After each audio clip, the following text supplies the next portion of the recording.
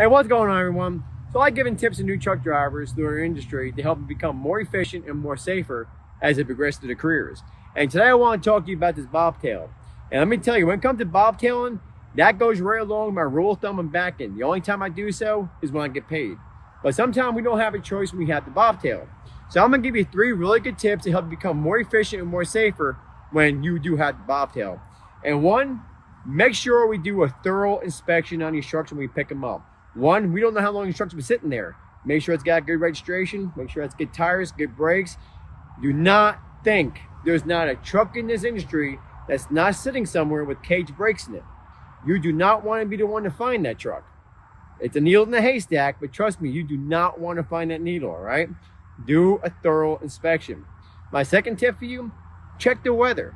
You do not want to be driving these trucks out on the highway when it starts raining or snowing. You see what we have here? We don't have no trailer. This is where the rig becomes rigged and becomes really dangerous. We don't have nothing holding the truck to the ground, which means you're gonna be the first one on the interstate or on the highway, wherever you're at, you're gonna be the first one to lose traction when it begins to rain and begins to snow. Tip number 3, we do not want to be driving these trucks in the herds. And you want to know what a herd is? Same thing as a herd of sheep. It's where a lot of people drive together.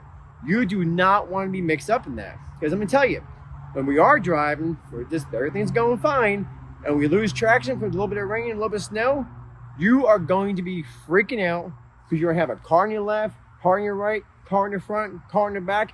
Can you imagine where your emotion and stress level is gonna be? You're gonna be through the roof. Not to mention you're gonna be scared. You know what? You don't want it to be you. So when you are driving these trucks, you do have to drive them. Make sure you do that inspection. Make sure you check the weather. And when you are driving, this is the one time being a trucker, you don't mind being alone. Be by yourself. Have enough room get as much room as you can. You don't want no cars in the front, no cars in the back, no cars on the side. Because if you do lose traction, at least you'll have some opportunity to correct yourself.